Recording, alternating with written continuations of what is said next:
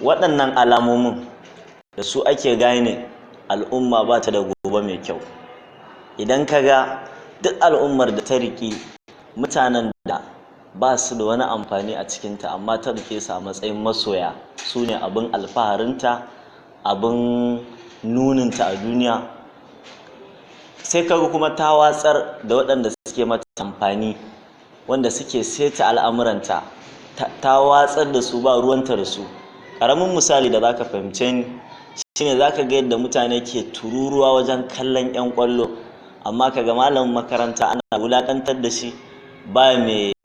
jin tausayinsa, ba ma wanda ya damu da shi, bayan ko shi ne yake renon al'umma tun daga firamaranta har zuwa jami'arta. Amma kaga waɗannan an watsar da su, to kaga wannan alama ce ta al'umma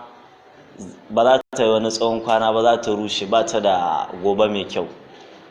Sannan kuma idan ka ga matasan al'umma suna ta rayuwa ba manufa,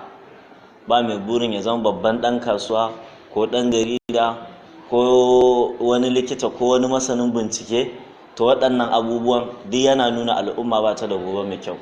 Sannan ka ga malalatan matasa a cikin al'umma sun yi yawa, kowa yana kasala ya kasance